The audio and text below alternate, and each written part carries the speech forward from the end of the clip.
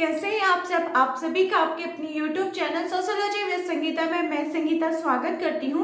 और इस चैनल के माध्यम से हम लोग सोशियोलॉजी की कॉम्पिटिटिव एग्जाम की प्रिपरेशन करते हैं। अभी जो हमारे क्लासेस चल रहे हैं उसमें हम लोग झारखंड लेडीज सुपरवाइजर का सोशियोलॉजी का सिलेबस को कवर कर रहे हैं। और सोशियोलॉजी के स्टूडेंट्स के लिए बहुत ही ज्यादा गोल्डन अपॉर्चुनिटी आ रहा है, वो ये है कि झारखंड में आपका सोशियोलॉजी के 2 और नए वैकेंसीज आने वाले हैं। एक तो आपका ग्रेजुएट लेवल पे CDPO का एग्जाम हो गया, जो कि आपका ऑफिसर लेवल पे आपकी पोस्टिंग होगी। और सेकेंड, जिनका BEd प्लस MA किया हुआ है उन लोगों के लिए PGT में 10+2 में बहुत ही वेटिंग जो हमारी वैकेंसी है PGT की 10+2 की, वो सोशियोलॉजी की, वो भी आने वाली है। तो इस चैनल के साथ आप लोग जुड़े रहिए। अभी जैसे झारखंड लेडीज सुपरवाइजर का आपका क्लासेस चल रहे हैं और आप लोगों की ही डिमांड पे मैंने जो पेड ग्रुप बनाया है उसी प्रकार से मैं इन एग्जाम के लिए भी CDPO और आपका PGT के लिए भी एक अलग से पेड ग्रुप बना दूंगी।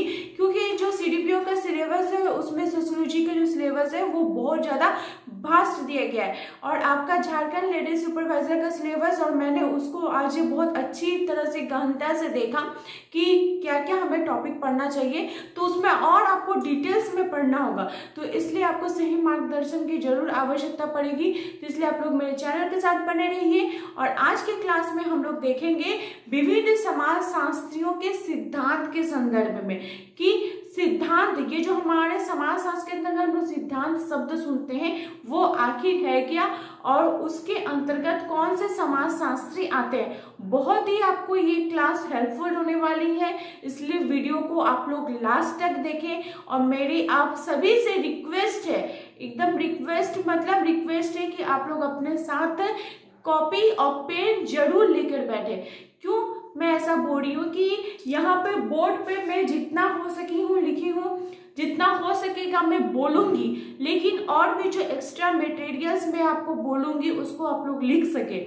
और मेरी पूरी कोशिश रहेगी एकदम स्टेप बाय स्टेप, जैसे समाजशास्त्रीय जो थिंकर्स हैं उनका, जैसे इमानुएल दुर्कheim है तो उन्होंने कौन कौन से अपने सिद्धांत दिए हैं, कार्ल मार्क्स ने कौन कौन से सिद्धांत दिए, उसको पूरा मैं अपने हैंड रिटन नोट्स में उसको प्रिपेयर करूं और आप तक लेकर आ सकूं। ये PDF फॉर्मेट में वो वाला रहेगा।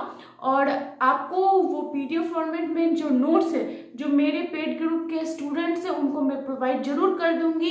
इसलिए आप लोग पेड ग्रुप के साथ भी अगर जुड़ना चाहते हैं तो डिस्क्रिप्शन बॉक्स में मेरा लिंक दिया गया है, वहाँ पे आप मुझसे जाकर जरूर जुड़े, कॉन्टैक्ट नंबर है, जरूर मुझसे ऐड हो। तो चलिए आज की क्लास को हम लोग स्टार्ट करते हैं। तो देखिए, समाजशास्त्रीय सिद्धांत यानी जो हमारे सोशियोलॉजिकल थिंकर्स है, ठीक है, ये आखिर किनके द्वारा दिया गया, कौन कौन से सिद्धांत बोला गया। तो सबसे पहले मैं आपसे क्वेश्चन पूछा जाती हूँ कि सिद्धांत आखिर होता क्या है। ठीक है, सिद्धांत से आप क्या समझते हैं, पहले आप इसका उत्तर हमें दीजिए। तो देखिए मैं आपको बता दूं, सिद्धांत यानी थ्योरी क्या होता है, ये कोई आम बोलचाल की भाषा नहीं है कि ये मेरा सिद्धांत है कि हम इसके विरुद्ध काम नहीं करेंगे, ये मेरा सिद्धांत है कि हम यहाँ से पैसा नहीं लेंगे, ये चीज नहीं है। बल्कि ये है कि जो भी समाज के अंतर्गत घटनाएं घटित हो रही हैं, समाज के अंतर्गत जो भी क्रियाएं चल रही हैं, उसका जब हम वैज्ञानिक ढंग पर, वैज्ञानिक तौर पर जब उसका अध्ययन करते हैं तो वो सिद्धांत कहलाता है। और हर एक व्यक्ति के लिए, समाज के अंतर्गत जितने भी व्यक्ति हैं सभी के लिए अपने अपने जो सिद्धांत है वो अलग हो सकते हैं। जैसे देखिए मैं यहाँ पे मार्कर पेन का यूज कर रही हूँ इस व्हाइट बोर्ड में आप लोगों को थ्योरी को बताने के लिए, पढ़ाने के लिए, ठीक है।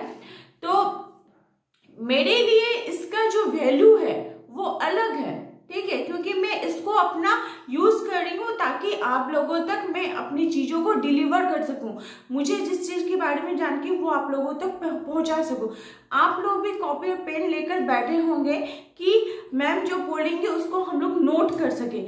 लेकिन अगर आप किसी दुकानदार के पास जाती हैं, उसको इस पेन के बारे में पूछती हैं, तो वो अपना क्या सिद्धांत बताएगा, उसकी जो जीवन की वास्तविकता है वो तो अलग हो जाएगी ना, वो तो बदल जाएगी। वो बोलेगा कि अच्छा ये पेन को मैं 20 रुपया में बेचूंगा, मैं 15 में खरीदा हूँ उसको 20 में बेचूंगा, उसका जो सिद्धांत है तो वो अलग हो जाएगा। तो उसी तरह से हर एक क्षेत्र में हर एक व्यक्ति का अपनी अपनी जो सिद्धांत होता है वो अलग हो जाता है। तो यहाँ पे सबसे पहला जो आपको क्वेश्चन पूछा जाएगा कि समाजशास्त्र सिद्धांत की अवधारणा किनके द्वारा दी गई है, तो सर्वप्रथम डॉन मार्टिनडेल ने इसकी अवधारणा को दिया था। कहाँ दिया था, तो उनकी जो पुस्तक थी the nature types of sociological theory, 1961 में इन्होंने इस पुस्तक की रचना की थी। और इसके अंतर्गत समाजशास्त्र के अंतर्गत जितने भी घटनाएं चलेंगी, मान लीजिए जैसे ये सोसाइटी है, ठीक है, सोसाइटी के अंतर्गत, सोसाइटी है, मैथ से लिख रहे सोसाइटी है, तो ये सोसाइटी किस चीज से बन रहा है, या तो ये बन रहा है व्यक्ति से या फिर ये बन रहा है समाज से, ठीक है। तो जो समाज को इम्पोर्टेंट देते हैं, जो बोलते हैं कि नहीं ये समाज में मूल रूप से जो एकदम हीरो है वो समाज है, ठीक है, ये समाज के अंदर जितनी भी घटनाएं हो रहे हैं, तो इसके जो सिद्धांतकार है वो सब बृहद सिद्धांतकार के अंतर्गत आ जाएंगे, सब बड़े बड़े सिद्धांत का रचना के होंगे, जैसे कार्ल मार्क्स में आपका इमानुएल दुर्कहाइम, मैक्स वेबर, ये सभी इसके अंतर्गत आ जाएंगे, पार्सन्स महोदय, ये सभी आ जाएंगे। और जो व्यक्ति को इम्पोर्टेंस देते होंगे कि हाँ समाज के अंतर्गत जो भी घटनाएं घटित हो रही है उसका जो मूल कारण है वो व्यक्ति है, तो उसके अंतर्गत आपके जैसे मर्टन महोदय आगे, उन्होंने मिडिल रेंज की अपनी थ्योरी दी थी, उस प्रकार से आपका गर्फिंकल आ गए, अल्फ्रेड सूर्ज आ गए, तो ये सभी इसके अंतर्गत आ जाएंगे, ठीक है। ये समाज को वास्तविकता मानने के परिप्रेक्ष्य में है।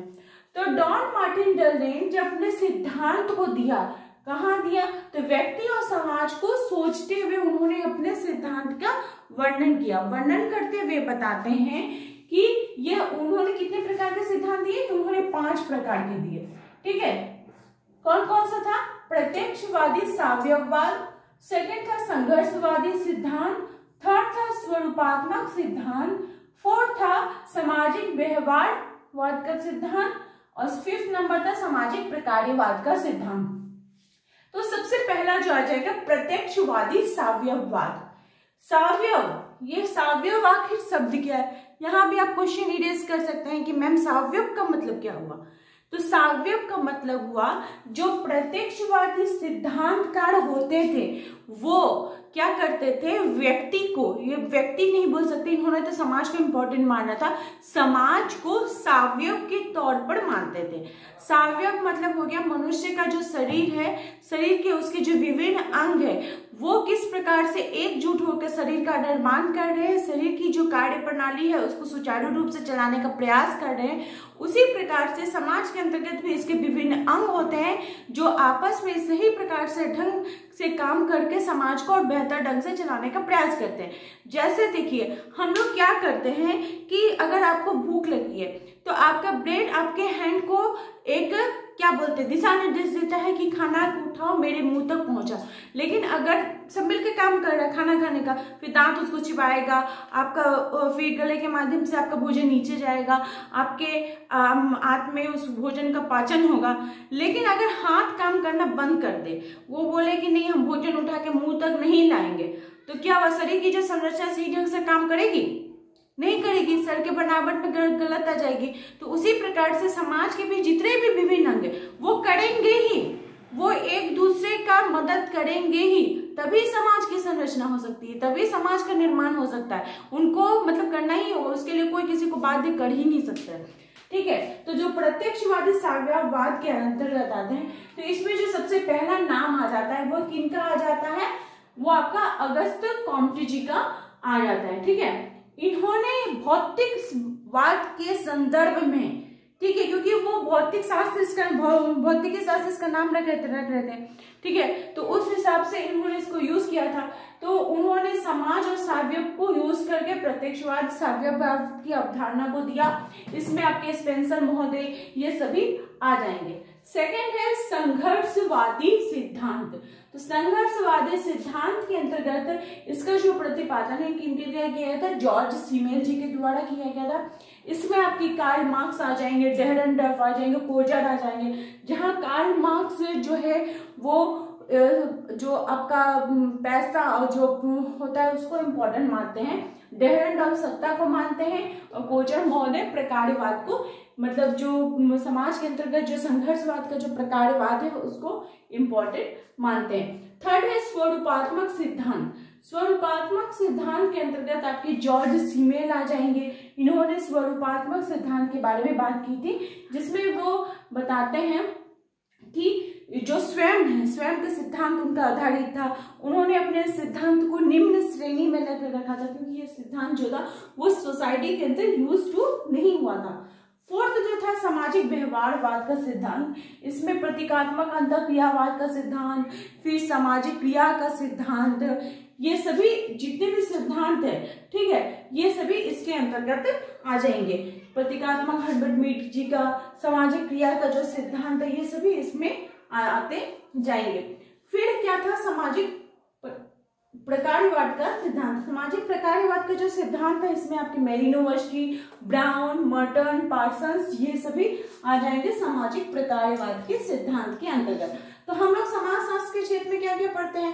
प्रकारवादी पढ़ते हैं, संघर्षवादी, सामाजिक व्यवस्था सिद्धांत, मध्यवर्तीय सिद्धांत, विनिमयवादी का सिद्धांत, प्रतीकात्मक अंतःक्रियावादी का सिद्धांत, प्रघटना शास्त्र, लोक विधि विज्ञान, संरचनाकरण का सिद्धांत, ये सभी पढ़ते हैं ना। तो आपके प्रकारवादी जो सिद्धांत थे वे 19वीं सदी में आया था। या अगस्त कॉम्ट ने इसको प्रयोग, मतलब इसका जनक इनको माना जाता है, इन्होंने इसको प्रयोग किया था। लेकिन इसका जो प्रयोग है सर्वप्रथम किया गया था स्पेंसर महोदय जी के द्वारा। फिर वैज्ञानिक तौर पर दुर्खैम जी को यूज करते हैं, फिर मर्टन, पार्सन्स, रेडक्लिफ, ब्राउन, मेलिनोवस्की, ये सभी क्या करते हैं? इसको प्रकारवादी को यूज करते हैं। संघर्षवादी के जनक कौन हो जाएंगे? जॉर्ज सीमेल जी हो जाएंगे। सामाजिक व्यवस्था का जो सिद्धांत है, व्यवस्था के आधार पर कि समाज की जो संरचना हुई है वो व्यवस्था के आधार पर कौन बात करते हैं? तो पार्सन्स महोदय। मिडिल रेंज जो थ्योरी था कि नहीं, हमको बहुत बड़ा सिद्धांत भी नहीं यूज करना है, हमको छोटा सिद्धांत भी नहीं, हमको बीच का सिद्धांत यूज करना है, तो ये कौन बताए थे? मर्टन जी बताए थे। फिर विनिमयवादी सिद्धांत जो एक्सचेंज थ्योरी है, जिसका को मैं पहले भी वीडियो बना चुकी हूँ, आप लोग अगर जाकर सर्च कीजिएगा तो आपको दिखेगा, या फिर मैं उसका लिंक आपको डिस्क्रिप्शन बॉक्स में दे दूंगी, आप लोग वहां पर भी जाके देखिएगा। विनिमयवादी सिद्धांत होमस जी का था, लेवी-स्ट्रॉस जी ने अपने बताया था, मेलिनोवस्की ने बताया था। प्रतीकात्मक अंतःक्रियावाद आपका हर्बर्ट ब्लूमर, जो मीड महोदय थे उनका था। प्रघटना शास्त्र आपका हर्सल, सूर्ज, जॉर्ज जी आ जाएंगे। लोक विधि विज्ञान के अंतर्गत हेरोल्ड आ जाएंगे। और संरचनाकरण का सिद्धांत, ये सभी सिद्धांत क्या थे? ठीक है, ये समाजशास्त्रीय सिद्धांत के अंतर्गत आते हैं। यहाँ पे देखिए एक चीज मैं और आप लोग को बता देती हूँ, आप लोग इसको नोट कर लीजिएगा कि जोनाथन टर्नर, डॉन मार्टिन ने 5 प्रकार के सिद्धांत बताए और जोनाथन टर्नर ने 4 प्रकार के सिद्धांत बताए। पहला है अधिसैद्धांतिक सिद्धांत, जिसके जो थिंकर आएंगे उसमें आपके Karl Marx, Max Weber, Durkheim ji आ जाएंगे। सेकंड है विश्लेषणात्मक सिद्धांत, जिसमें मध्य स्तरीय सिद्धांत आ जाएगा, उसमें मर्टन महोदय आ जाएंगे। थर्ड है प्रस्ताव परक सिद्धांत, इसका जो संबंध के आधार पर होता है कि किसका क्या संबंध है, ठीक है, इस सोसाइटी के अंदर जो चीजें भी है, जो 2 जड़ है, 2 जड़ों के मध्य जो संबंध है, ठीक है, मान लीजिए कोई कार्य हो रहा है और उस कार्य का होने का क्या कारण है, ये 2 जड़ हो गए, तो उन 2 जड़ों के मध्य जो संबंध होता है वो प्रस्ताव परक सिद्धांत के अंतर्गत आता है। फिर 4th नंबर प्रतिरूप मॉडल का सिद्धांत, जिसमें मर्टन महोदय का पैराडाइम का सिद्धांत, फिर आदर्श प्रारूप का सिद्धांत, ये सभी किसके अंतर्गत आ जाएंगे? प्रतिरूप प्रारूप मॉडल के अंतर्गत आ जाएंगे। तो ये था आपका इम्पोर्टेंट समाजशास्त्रीय सिद्धांत। आई होप आप लोगों को आज की क्लास बहुत ही ज्यादा हेल्पफुल लगी होगी। इसी प्रकार से आप लोग मेरे चैनल के साथ बने रहिए। आप सभी का मेरे चैनल के साथ बने रहने के लिए बहुत बहुत थैंक यू।